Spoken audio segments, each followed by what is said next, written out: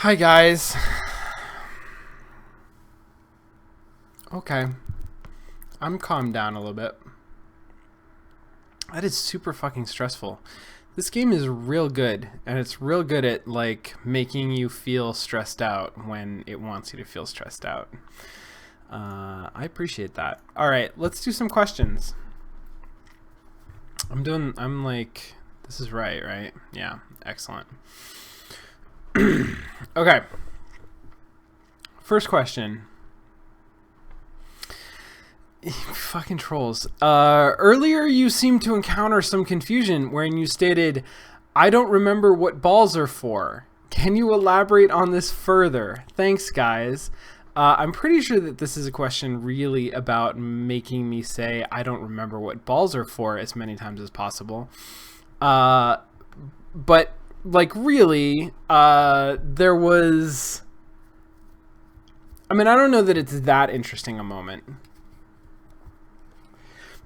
It presents sort of a very clear path that is non-trivial to navigate, right? It's not especially difficult, like it's totally doable, but it's non-trivial. And I feel like I have momentum in doing it.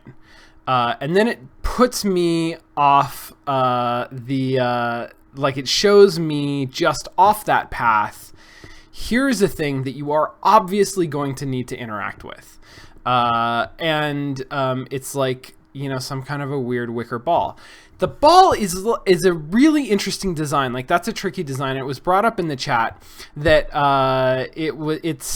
it's weird to think of that sort of like wicker looking, non-solid looking tumbleweed ball as the solution to a puzzle where you're going to block like lasers of fire with it. It just doesn't look that solid. But at the same time, they need to make it look light enough that I would expect that it would like float in the updraft. So none of that was like immediately obvious to me. And I felt incentivized to continue up the path because I had momentum going up the path. And they did it really nicely. Like, they made this very short little loop that I could go around, that I could like get to the top and come back down and be like, okay, well, that was a thing that I could do. Now I'm going to do it again and explore this other sort of option that it very clearly indicated to me. Even though I didn't know what I was going to do with that at the time. And then again, it's like one of those dead end situations. Like, there was only so much that I could do with that ball, pushing it out into the wind. And then once I push it into the wind, I can see the effect, like that it's gonna, I can see what the dynamics are. I can see how that's going to operate in the world, that it's going to float. And then, you know, I have an obvious problem that I need to solve. I've got these giant fucking lasers. It's pretty straightforward. So yeah, I mean, you know, none of that was stuff that I knew coming in. So the game needed to express all of that to me in the moment, which it did through the design of the ball, like looking like it could float, and also looking solid enough that it could potentially block a laser. I don't know that it did either of those things especially well, but it did do the level design really well of putting me in a situation where those are sort of the only things that I could do with it. And then also giving me like explicit text about the fact that I could push it or I could bash it. But I mean, it had to do sort of all of that right there in the moment, because when I got there the first time, I looked at that and I thought, like, I don't remember what balls are for. So I didn't know. At that point in time, I just didn't know what balls were for. And so it had to tell me explicitly through the design of the game how to use balls. Yeah.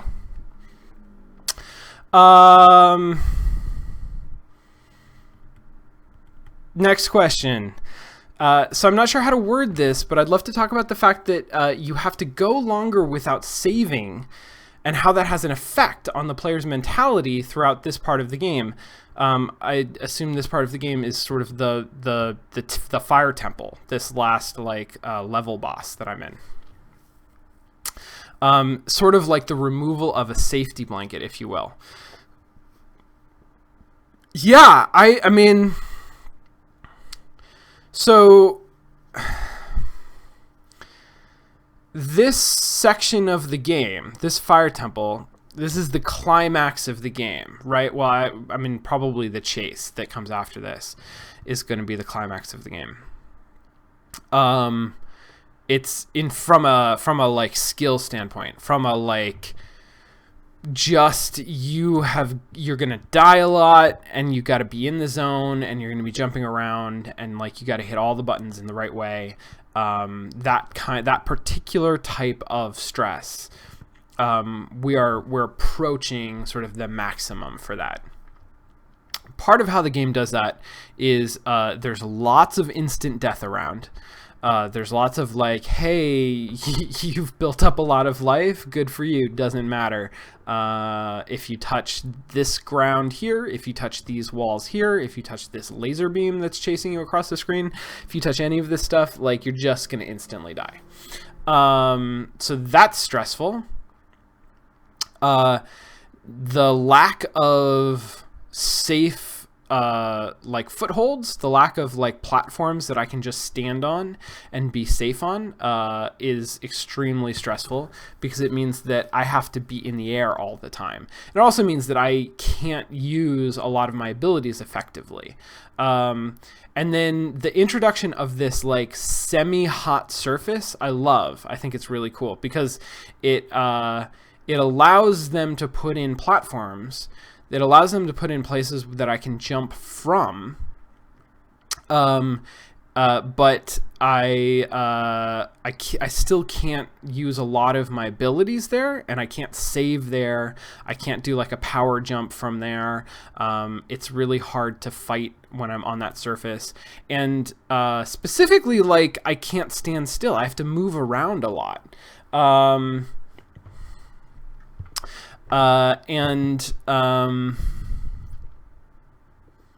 And that's stressful, right? The inability to stand still is stressful.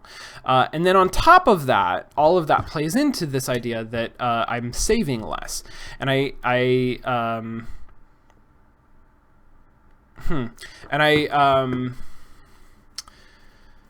I'm saving less mostly because I have fewer opportunities to save. Now, in the section just before this, when I was like going through the overworld to the temple, I was saving less because I felt less threatened.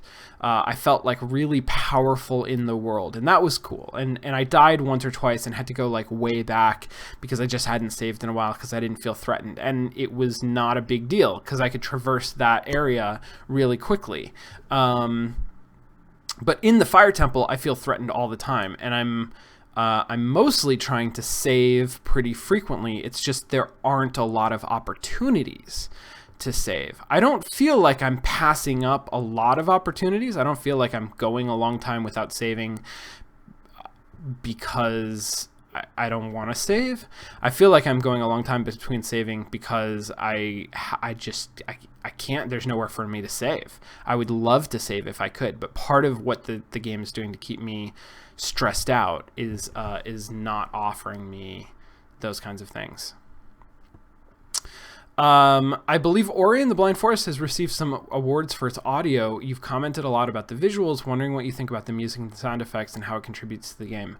So, audio is not my forte. I don't have the vocabulary to talk about audio, and I don't have the expertise to really tease apart the different like elements of audio that are effective. I will say that I think the audio for this game is fantastic. The soundtrack is beautiful. And consistently so. It's never grating. It's never annoying. It is always just beautiful background music. The sound effects are really well paired with the visuals. They give a lot of really good feedback. about what's going on screen. I mean, beyond that, this is just an area that I don't have a lot to say about because it's not my area of expertise. But I'm not surprised that this game has won awards for audio. The audio is fantastic. I mean, I absolutely appreciate it. I just don't have as much of a capacity to analyze it or talk about it. So I'd be really interested, actually, if somebody who has more of a musical background had specific thoughts on the audio and what makes it effective. If they wanted to, post that on the forum or something like that, I think that'd be really interesting. I'd be interested in reading that. Okay, Jason. You talk to Ori a lot as if she's not under your control. How much of that is theater and how much is feeling like the controls don't respond how you want? Early on, when mechanics were mostly limited to jumping, the game seemed to be designed to make the player feel graceful. This still seems to be the case in areas designed around one ability, the bash-centric vertical movement areas, for instance, but when many skills are needed to progress through an area, you seem less in control. Thank you. That's fairly diplomatic. It seems much less graceful. Is that just too lofty a goal for a game with so many abilities and distinct control inputs? I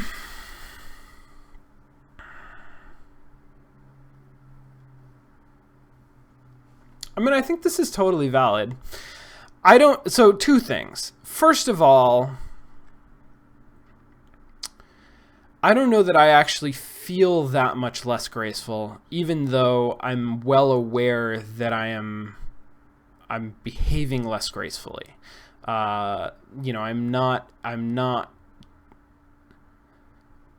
executing as sort of elegantly as I was in the beginning, or even when a level is very simple. When I only have to deal with one type of ability or one type of movement, that's something that I can process a lot easier, obviously, and so I can tend to deal with sort of the things that are on screen, the things that are moving around, the timing and the input, the controls all together, and do that fairly well. When there's a ton of things on the screen and I'm using several abilities at once, then there's that much more timing that I have to deal with. There's that much more different types of input that I have to deal with. I'm much less likely to get that right, or more likely to do it sort of clumsily. But I still feel like the controls are incredibly responsive. Like I can feel everything that I'm doing, and everything that I do feels like it's correct and appropriate. Ori is behaving the way that I'm telling her to, even if I'm just not capable of doing it elegantly in the moment, except for the stomp. The stomp is fucking terrible. I am not sure the correlation between me talking about Ori in the third person and that clumsiness. I think it is true that when she stomps and I don't intend her to, I pretty consistently address her in the third person. But I think I also address her in the third person other times, and not as consistently, but I don't think it's exclusive to those moments when I feel less elegant or acrobatic. I'm not sure I have enough awareness to really say. I'd be curious to see I mean, if you guys have an observation on that, like, is it obvious from your standpoint that that is when I move into third person, is when I feel frustrated, when I die or when I screw something up or when I get hit, then that's when I go into third person. I'm just thinking that I also go into third person a lot in Mass Effect. When I've been playing Mass Effect, I talk to Shepard or about Shepard rather than as Shepard. Not all the time, but some of the time, a lot of the time. And I think you're right to identify that some of that is theatrical, but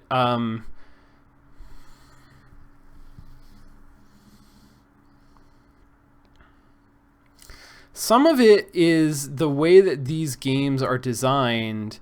I mean, they're very third-person games. They're very, what BioWare would call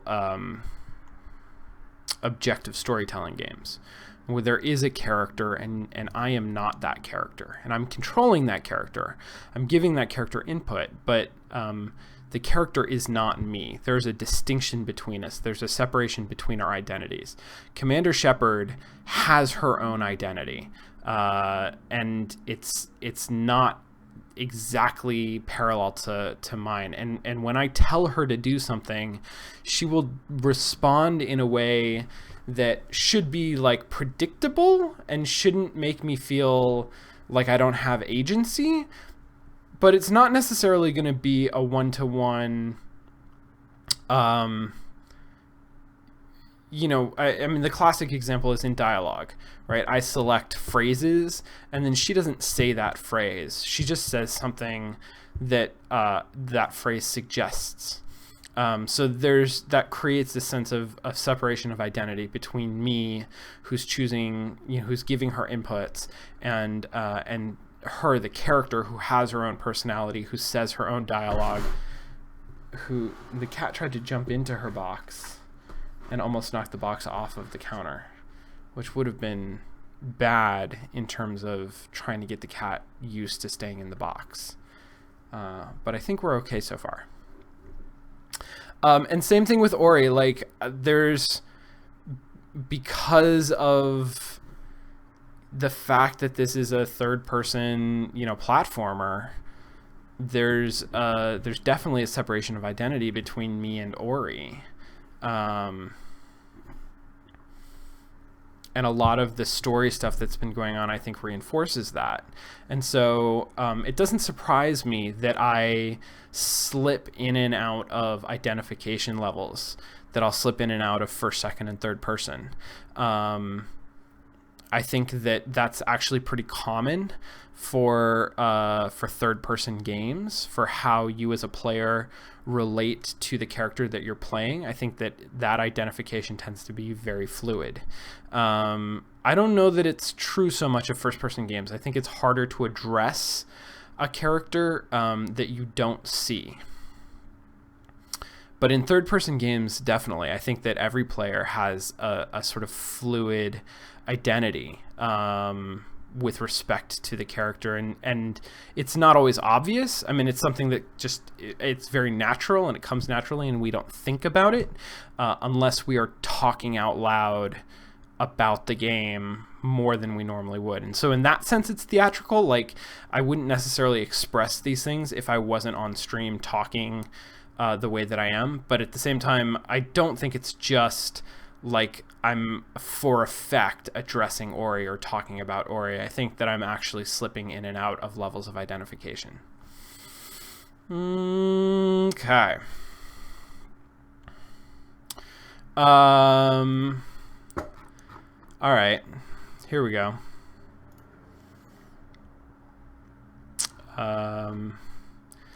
Mass Effect Q&A. There are a couple here, but I'm going to start with Jason's because it was posted early. Jason asks, in what ways is Mass Effect actually a sequel to Pitfall? Jason, I don't know what you're doing. I don't know if you're trying to troll me or if you just wanted to ask me a difficult question. But I did some research. And first of all, I feel like sequel is an inappropriate word. In my mind, sequel implies a continuous narrative, right? So sequel suggests that there's a drop off and a pickup point. It's like a relay race, and there's really very little narratively to connect Pitfall with Mass Effect. They just don't overlap enough. There's not really any evidence in either game to suggest that Pitfall Harry and Commander Shepard live in the same world. Although, I mean, there's not anything really to contradict it either. I mean, you could absolutely imagine that that's the case. But there's nothing in the games that connect them, so that's not really an interesting question. The idea of Mass Effect as a successor to Pitfall is a much more interesting question in my mind, because that sort of takes us out of the realm of just talking about narrative.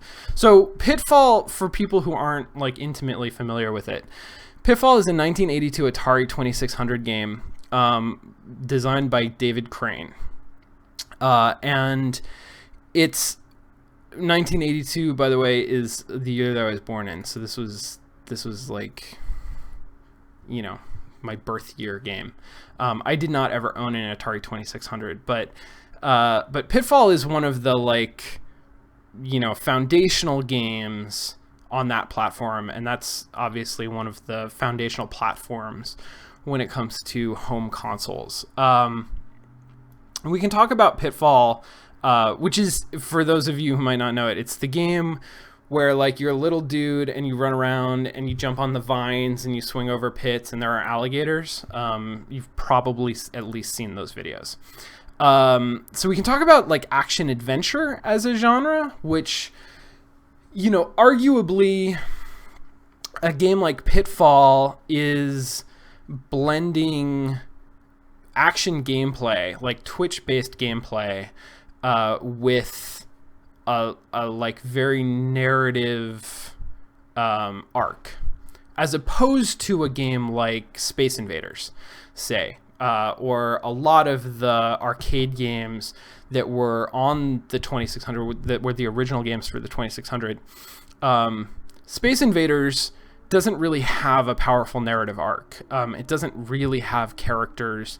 It doesn't really have sort of like a story that's going on. It doesn't have much of a world, even though there's sort of like there's implications behind what's going on screen. The game doesn't explore them at all.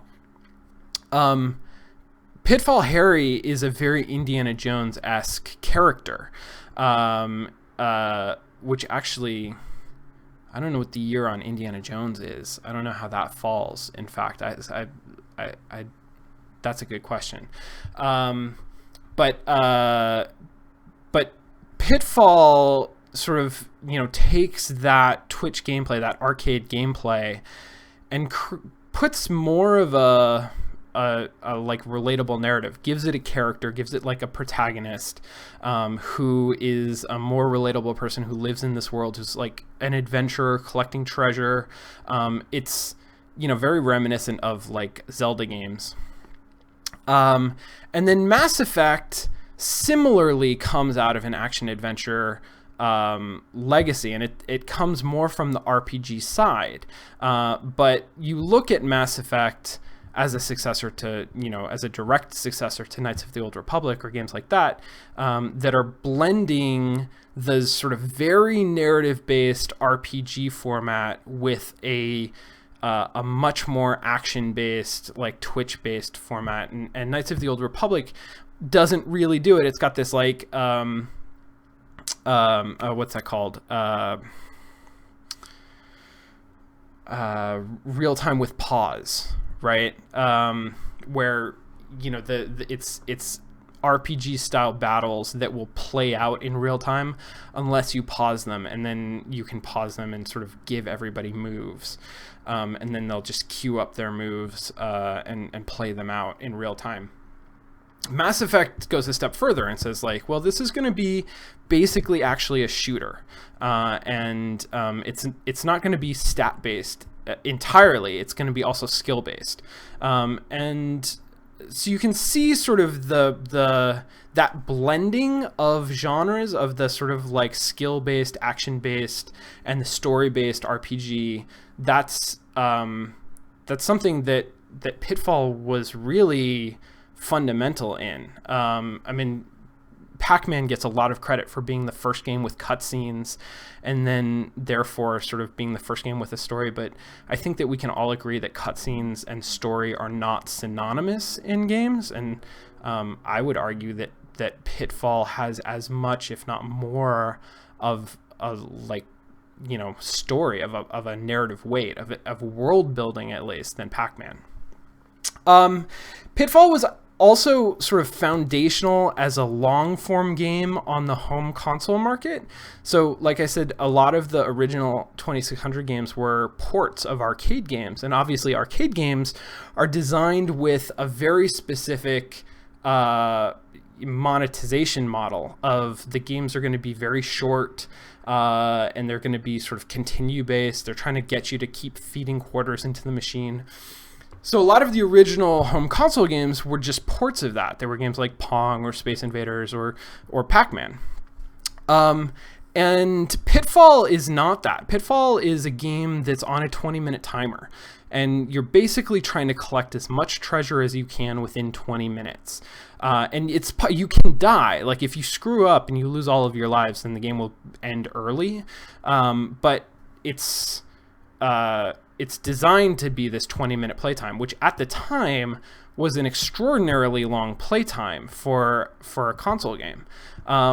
Similarly, we can look at Mass Effect, and Mass Effect is not, the first home console RPG by any stretch of the imagination, but it is one of the early North American RPGs to be designed for home consoles, for the Xbox, and eventually the PlayStation, and to move off of PCs. North American designed RPGs in the 90s and the 2000s were typically limited to PCs. And personally, I think about Betrayal at Krondor, Betrayal at Antara, the Dynamix games, as American RPGs. You look at other earlier BioWare games that were strict RPGs like Baldur's Gate and that kind of thing. Those were PC games, and you had Japanese RPGs on the consoles, but that's a slightly different tradition. And so you look at a game like Mass Effect, sort of really trying to push this long form narrative focused gameplay off of the PC where its home is at the time, and onto consoles where it's trying to break open that market. I think narratively and in terms of experience, there's a lot that we can look at.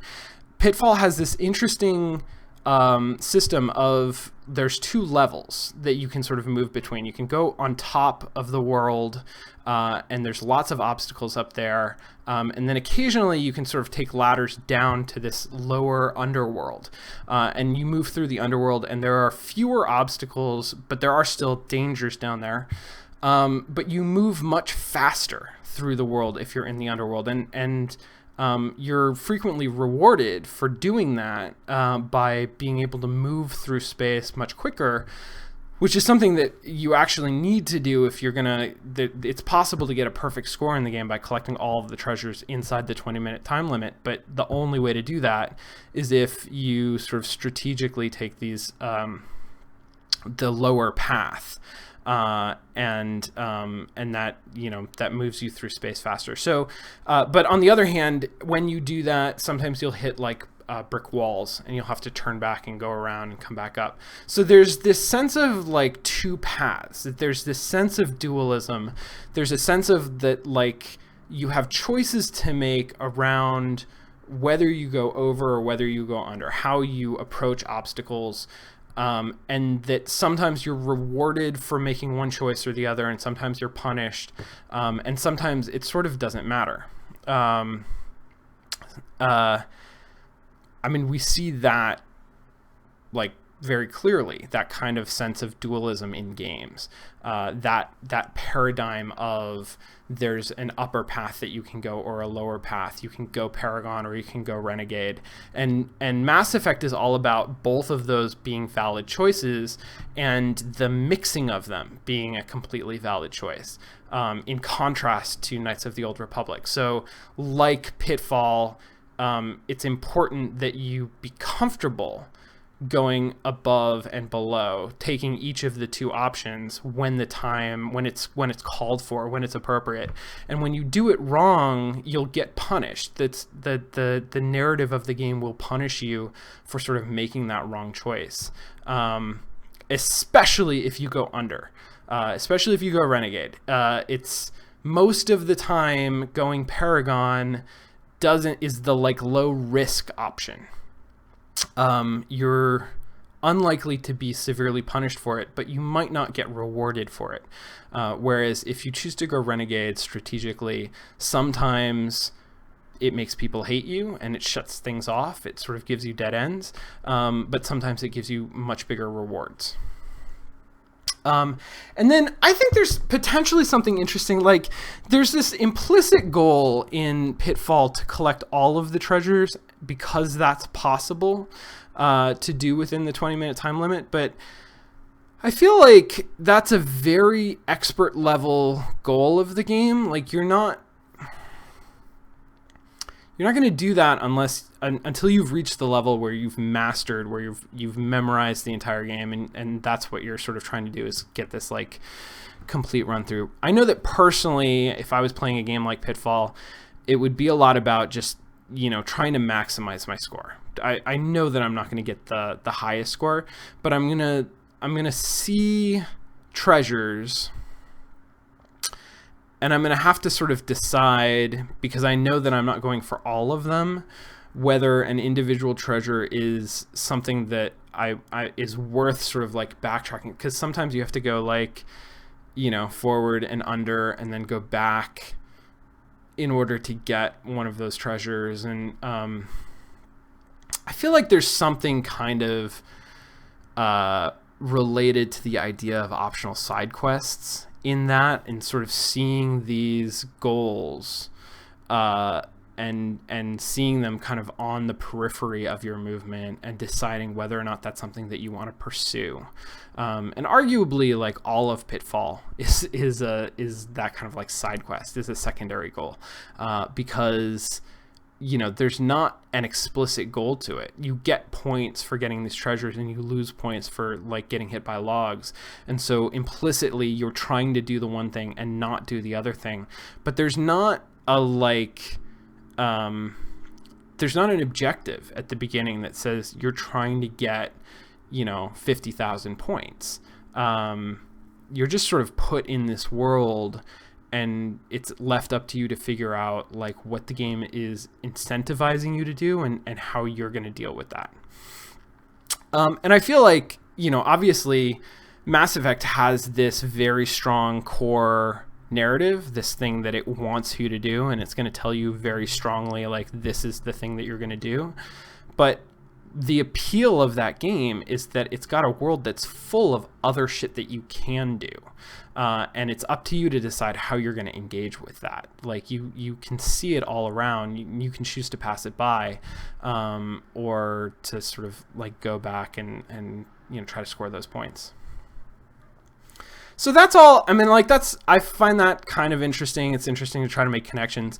Obviously, a lot of that stuff is tenuous. I think it's much more interesting actually to follow the career of David Crane, who was the designer of Pitfall, and went on 1989, 7 years later, to design and program a game for the Nintendo Entertainment System called A Boy and His Blob.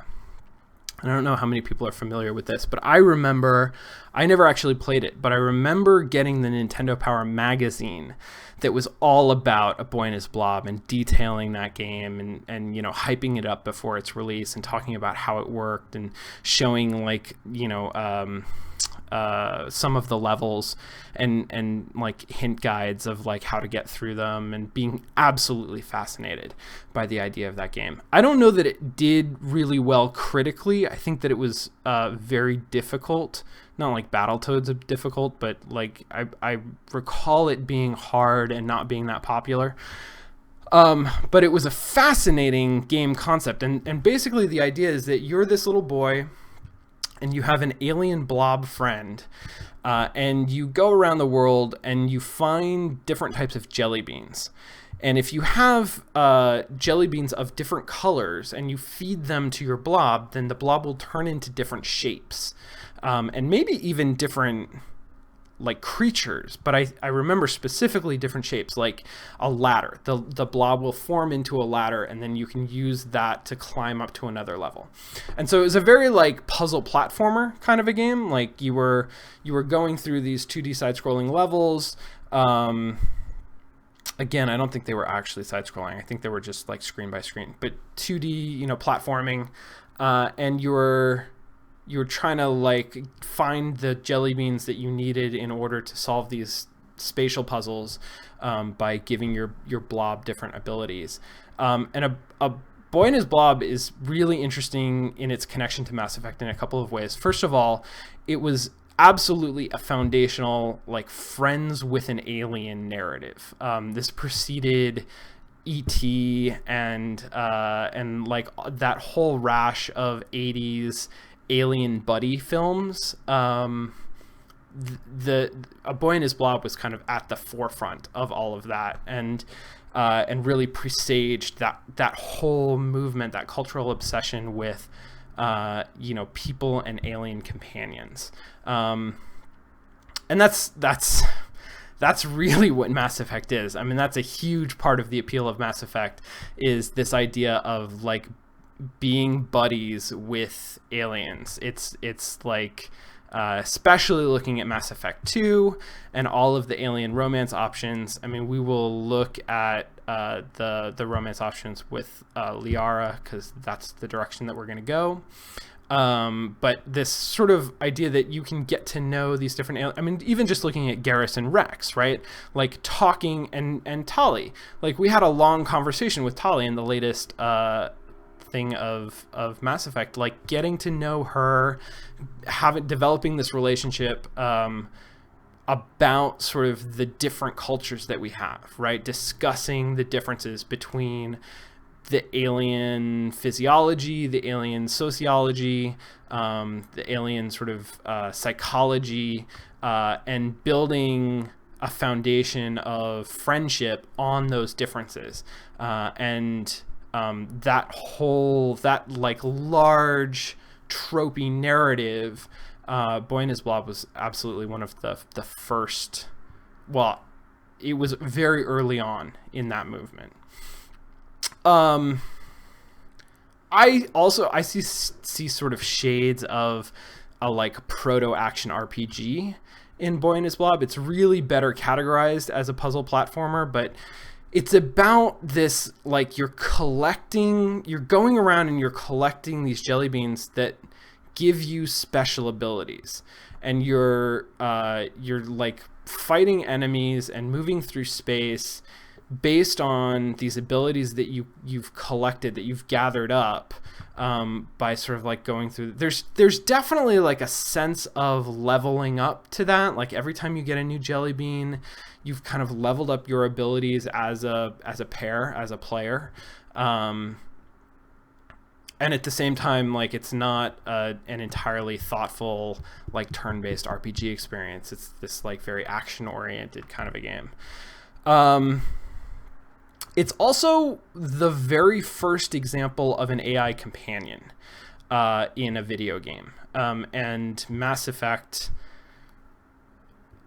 again, I mean, this is a foundational or like a core central part of the Mass Effect experience. In the combat game, it's all about having these AI companions who are, often really terrible at assisting you, and you can give them orders, but you're not controlling them directly, right? They're intelligent pseudo supposedly intelligent companions who are moving with you and shooting with you and sort of forwarding your aims in the same way that the blob in Boy and His Blob, like it was actually I think it's cited as the first example of companion artificial intelligence, that's pretty exciting, and that's clearly like a direct there's a direct line between that and the sort of core gameplay of Mass Effect.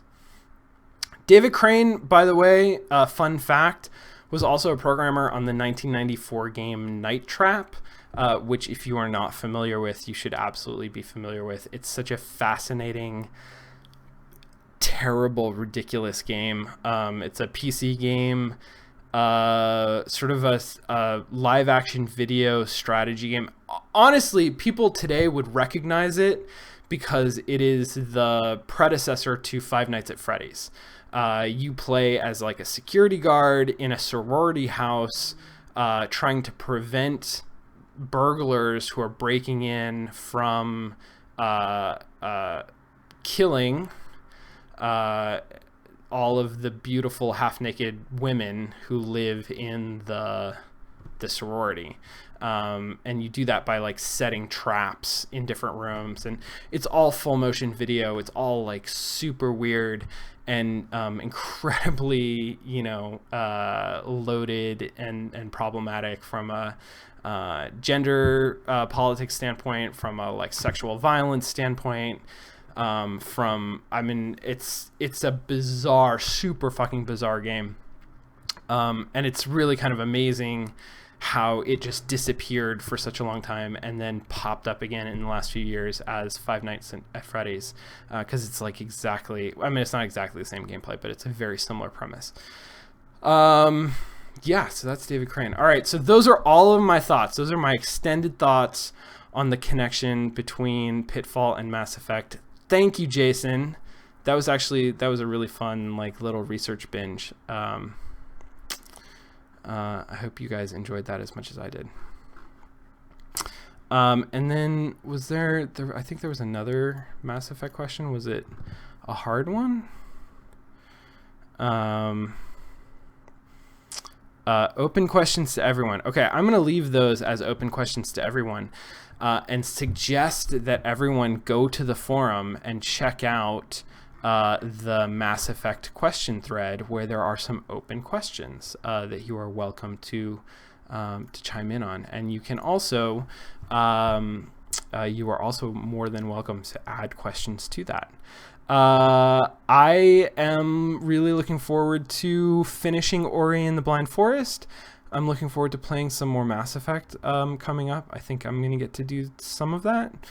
I don't want to promise anything because that's just such a like ad hoc thing, but I think I'm going to have a little bit of time this weekend. We'll see. I got to pack for Thanksgiving.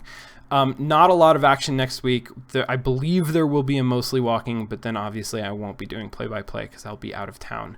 But then I'm coming back after that, and the next week there will probably be more stuff. So couple things that I wanted to say. Thank you, Eve. One of Us, the amazing collaborative show that has been going for the last couple of weeks, is going to be tomorrow at Friday as normal. It's going to be at 12 p.m. Pacific, at noon Pacific, because it is our monthly Euro-friendly show. So it's normally in the evenings, West Coast time, but it's going to be at a more Euro-friendly time tomorrow. And Salzkorn is going to be playing Gensokyo no Nazo, which I do not know. So that will be interesting to catch later on. Thanarod's Sunday Game Club is 10 o'clock in the morning Pacific time on Sunday, and he's been playing Morrowind, and he's going to keep playing Morrowind.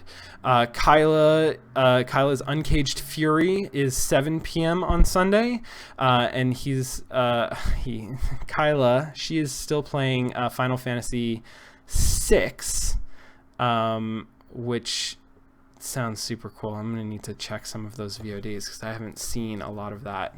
The Feedback Force podcast, if you haven't been listening to it, is recorded on Sundays every other week. And this Sunday, it's going to be discussing Refunked and games that make us feel chill as players. So that should be really cool. And that'll appear shortly after it's recorded. I feel like those used to come out on Tuesdays, but maybe it'll just come out sort of after the Sunday recording session. Obviously, mostly walking, 7:15 Pacific time on Monday. We're playing Loom, which has been totally fucking insane so far. Jason's show, Satan's Fingers, 6 p.m. Pacific time on Wednesday, continuing the game Spiritual Warfare. Follow me on Twitter and on Twitch to be alerted when there are surprise Mass Effect streams, which I do every once in a while, as well as random encounters with Thanarod playing Fallout 4 with the post-apocalyptic Sean character, who is super dapper in all of the various outfits that Thanarod dresses him up in. There's a Google Calendar on the forum to help you keep track of all of that stuff, because there's a lot of it.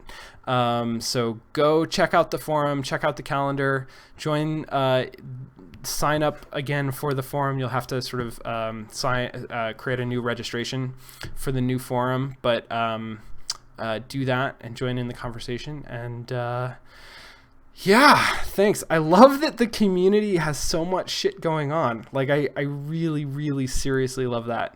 And I hope that everybody else is as excited about it as I am. All right. Have a great night, guys. I will see you next time. And if I don't see you before Thanksgiving, have a happy Thanksgiving.